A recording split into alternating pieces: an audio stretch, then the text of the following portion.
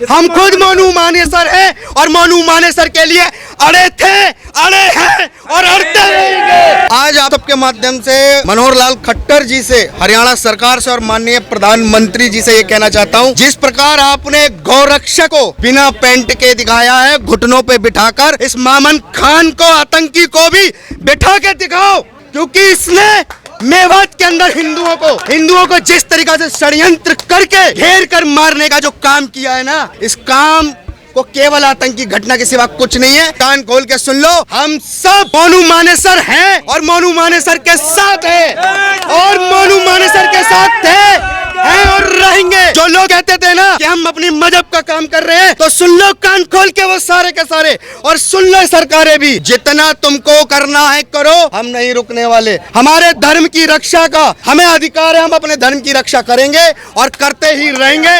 अपने बच्चों को भी दिखाएंगे कि देखो किस प्रकार धर्म की रक्षा करने पर मोनू मानेसर के साथ क्या हुआ, किस प्रकार हमारे साथ क्या हुआ। अच्छा, मुस्लिम खतरे में आ चुका है। मैं कह रहा हूँ मम्मन खान की ऐसी जांच करी जाए, ऐसी जांच कराए, इस देश के अंदर सबसे जो धाकड़ इंटेलिजेंस है वो लगाई जाए। पाकिस्तान कनेक्शन पूरे 100% निकलेंगे। जितने भी मम्मन खान से कनेक्टेड लोग हैं, सबके आतंकवादी संगठनों से कनेक्शन भी निकलेंगे और पाकिस्तान कनेक्शन तो निकल चुके हैं।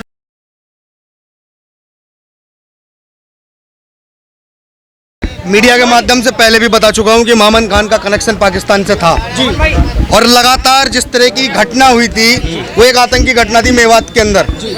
मैं आज आप सबके माध्यम से मनोहर लाल खट्टर जी से, हरियाणा सरकार से और माननीय प्रधानमंत्री जी से ये कहना चाहता हूं, जिस प्रकार आपने गौरक्षक को बिना पेंट के दिखाया है, घुटनों पे बिठाकर, इस मामन खान को, आतंकी को भी बिठा के दिखाओ, क्योंकि इसने मेवात के अंदर हिंदुओं को जिस तरीका से षड्यंत्र करके घेर कर मारने का जो काम किया है ना, इस काम को केवल आतंकी घटना के सिवा कुछ नहीं है। ये हरियाणा सरकार जांच करके बताए भारत के लोगों को कि कौन सी आतंकी घटना मेवात के अंदर की गई थी और किस प्रकार मोनू मानेसर जैसे गौ रक्षकों को, हमारे धर्म रक्षकों को फंसाकर आज जेल में डालने का काम कर रहे हैं। लेकिन कान खोल के सुन लो, हम सब मोनू मानेसर हैं और मोनू मानेसर के साथ हैं और मोनू मानेसर के साथ हैं और रहेंगे, क्योंकि धर्मो रक्षति रक्षता, हम अपने धर्म का कार्य कर रहे हैं। जो लोग कहते थे ना कि हम अपनी मजहब का काम कर रहे हैं, तो सुन लो कान खोल के वो सारे के सारे, और सुन लो सरकारें भी, जितना तुमको करना है करो, हम नहीं रुकने वाले। हमारे धर्म की रक्षा का हमें अधिकार है, हम अपने धर्म की रक्षा करेंगे और करते ही रहेंगे।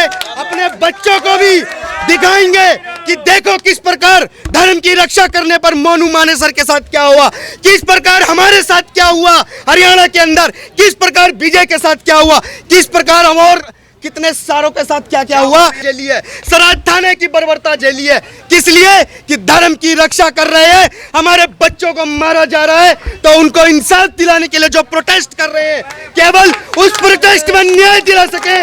और इन अधिकारियों की जिनके क्षेत्र में हमारे बच्चे मारे जा रहे हैं, वो अपने आप को छुपाने का प्रयास कर रहे हैं केवल और केवल, और हम लोगों के ऊपर बर्बरता कर रहे हैं, बर्बरता। हम खुद मोनू मानेसर हैं और मोनू मानेसर के लिए अड़े थे, अड़े हैं और अड़ते रहेंगे। किसानों के नाम पर राजनीति करने वालों, ट्रैक्टरों का डर मत दिखाओ। इतना ट्रैक्टर हमारे भी घरों के आंगन में खड़ा है कि जब निकलेगा ना धर्म की रक्षा में, तुम सब के सब पीछे हट जाओगे, क्योंकि आधे से ज्यादा धर्म की रक्षा करने वाले, आधे से ज्यादा परिवार सारे किसानों के। तुम तो नकली किसान हो, डकैत क्या, ये तो डकैत हैं। ये कांग्रेस से फंडिंग करने के बाद 40 लाख ट्रैक्टरों की बात करते हैं। अरे तुम्हारे अंदर क्षमता है, 40 मिनट के लिए सनातन के लिए आओ, मिलो आके कि किस किस बेटी के साथ, किस किस बेटे के साथ बर्बरता हुई, किस किस के साथ हत्या हुई और क्या क्या सनातन विरोधी हो रहा है। अरे किसानों की बात करते हो, हम भी किसानों के बच्चे हैं, लेकिन हमने तो कभी विरोध नहीं करा किसी भी बिल का। हम तो कल भी संतुष्ट थे, आज भी संतुष्ट हैं। और सुनिए, हमने 574 रियासतें दी हैं, इस देश को दान दिया है, इस देश को रियासतें दान दी हैं, इस देश को अपना धन दान दिया है, अपने 14-14 साल के बच्चों को बलिदान करके दान दिया है।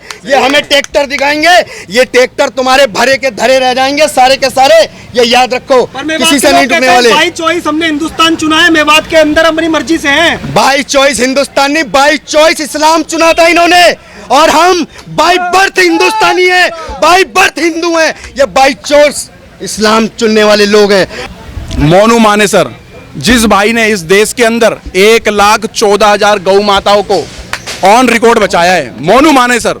और भाई वो किसकी सेवा कर रहा है? माँ की, जिस माँ का दूध पी करके हम बड़े हुए हैं। तीन ही तो चीज है भाई, धरती माँ का अन्न खाते हैं, अपनी माँ का दूध पीते, गौ माता का दूध पीते हैं। भाई जो उसकी रक्षा सुरक्षा में जो बंदा लगा हुआ है, आज उस पे ऐसे ऐसे एलिगेशन लगाए जा रहे हैं कि फलाना बिश्नोई से उसके कनेक्शन है, फलाने से उसके कनेक्शन है, ढिकाने से उसके कनेक्शन है। पहले वही जयपुर के, राजस्थान के एसपी कमिश्नर डीसीपी साहब के बयान थे कि इनको यहाँ पर बिल्कुल भी लुप्त नहीं पाया गया है, नासिर जुनैद के हत्या में इनका कोई लेना देनी है, कोई लेना देना नहीं है। वीडियो है जबकि सोशल मीडिया पे।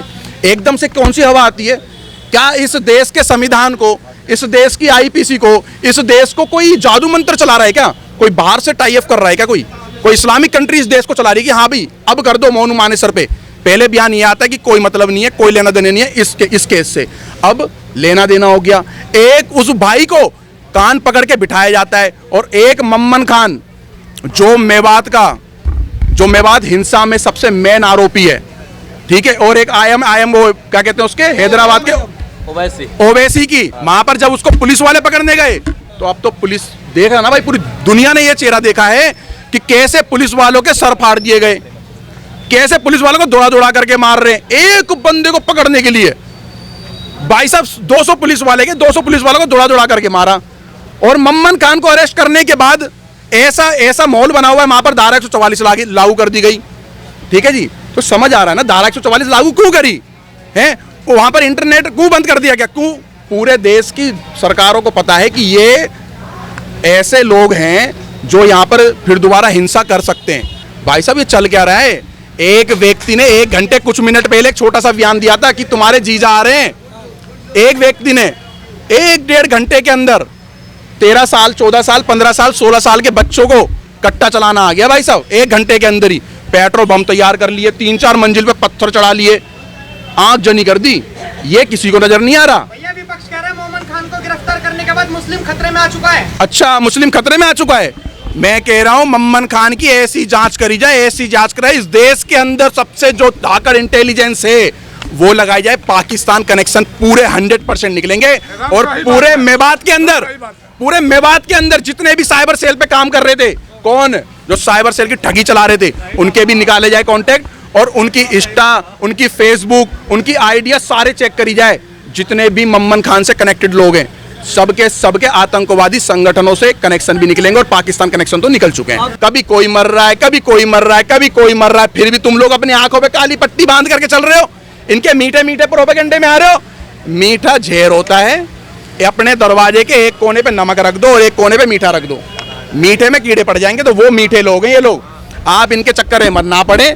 मैं अभी भी कह रहा हूं भाई साहब, हम देश हित में इसी तरीके से काम करते हैं, देश हित में इसी तरीके से काम करते रहेंगे, चाहे हमारे ऊपर कानूनी प्रक्रिया कितनी भी कर ले भैया। हम अपने देश धर्म से पीछे नहीं होंगे भाई। सेवा कर रहे हैं, सेवा करते रहेंगे। आज अगर श्री कृष्ण भी यहाँ आकर आपकी गोरक्षा की बात करे तो ये सेकुलर मीडिया, ये सेकुलर समाज हमारा उनको भी आतंकवादी घोषित कर देगा यहाँ पे आकर। आज मोनू मानेसर जैसा हमारा भाई जो गोरक्षा की बात करता है, और एक आंकड़ा 1 लाख से ज्यादा जिसने गौ माता की रक्षा की है, मुझे एक चीज बताइए, उसको एक आतंकवादियों की तरह ट्रीट किया, उसको नंगा बिठाकर। क्या है इसमें? आप समझे इसमें क्या है?